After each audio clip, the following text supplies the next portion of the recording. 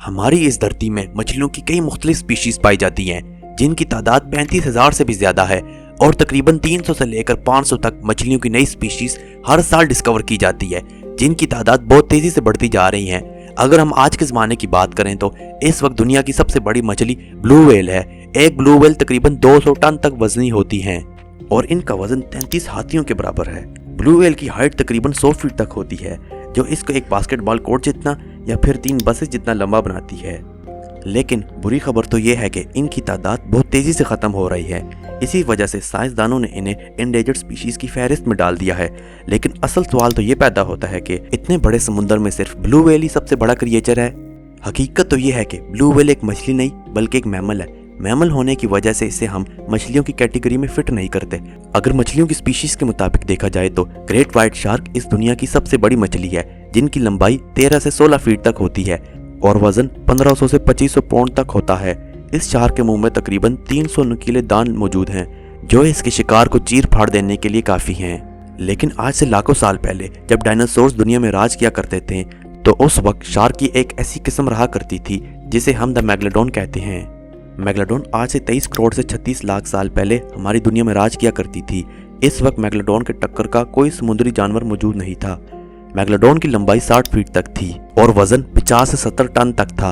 मेगलोडोन का जबड़ा 3 मीटर तक लंबा था, जो एक गाड़ी को आराम से मुंह में निगल ले। इसके मुंह में तकरीबन 276 दांत मौजूद थे और एक दांत तकरीबन 7 इंच तक लंबा था। अगर मेगलोडोन का एक दांत टूट जाता तो इसको दोबारा निकलने में सिर्फ 1 दिन का वक्त लगता था। मेगलोडोन जब अपने शिकार पर हमला करता था तो इसको अपने मुंह में दबोचने के लिए 40,000 PSI तक की ताकत लगाता था, जो ग्रेट व्हाइट शार्क से 3 गुना ज्यादा दबोचने की ताकत थी, जो एक कछुए के शेल को मसलने के लिए काफी है। मेगलोडोन के बड़े साइज होने की वजह से इसे 1200 किलो का खाना रोजाना चाहिए होता था। इसी वजह से ये व्हेल्स, डॉल्फिन्स, सील्स और कछुओं का शिकार किया करती थी। मेगलोडोन को पानी की बहुत ज्यादा मिकदार चाहिए होती थी, इसी वजह से ये समुद्र के आसपास आकर शिकार नहीं किया करती थी। मेगलोडोन के बड़े साइज और समुद्रों पर राज करने की वजह से इस पर एक हॉलीवुड फिल्म द मैग भी बन चुकी है।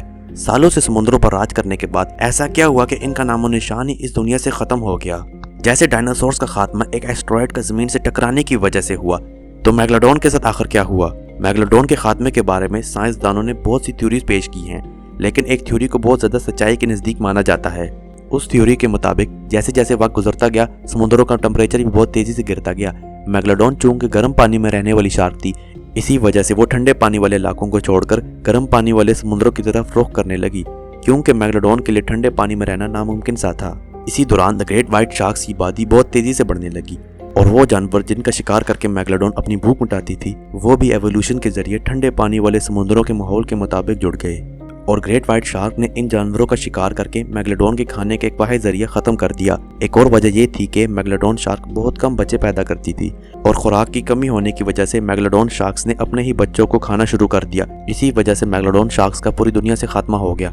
लेकिन क्या वाकई मेगलोडोन शार्क्स का पूरी दुनिया से खात्मा हो गया? कुछ लोगों का मानना है कि मेगलोडोन शार्क्स अभी भी इस दुनिया में मौजूद हैं, क्योंकि समुद्र का 20% हिस्सा हम इंसानों ने डिस्कवर किया है। बाकी का 80% हिस्सा अभी तक अनएक्सप्लोर्ड है और ख़ास तौर पर मरीना ट्रेंच, जो समुद्र का गहरा तरीन हिस्सा माना जाता है, वहाँ पर उन लोगों के मुताबिक मेगलोडोन शार्क अभी भी मौजूद है।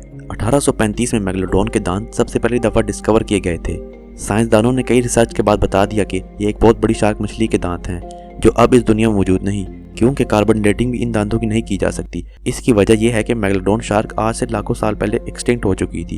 कार्बन डेटिंग सिर्फ ऑर्गेनिक मटेरियल की जाती है, जबकि मेगलोडोन के दांत अब फॉसिलाइज्ड हो चुके हैं और कार्बन डेटिंग की रेंज सिर्फ 50,000 साल की है। इसी वजह से ज्यादातर लोगों का मानना है कि मेगलोडोन शार्क हमेशा के लिए एक्सटिंक्ट हो चुकी है और कई कॉन्स्पिरेसी थ्योरीज जो मेगलोडोन शार्क के बारे में बताई जाती हैं, वो सब झूठ हैं। लेकिन क्या वाकई ये शार्क एक्सटिंक्ट हो चुकी है, ये अंदाजा लगाना बहुत मुश्किल है। आपको क्या लगता है? अपनी राय का इज़हार ज़रूर कीजिए। उम्मीद है कि आपको वीडियो अच्छी लगी होगी। चैनल को सब्सक्राइब कीजिए, लाइक कीजिए, शेयर कीजिए। मैं मिलता हूँ आपसे अगली वीडियो में। शुक्रिया।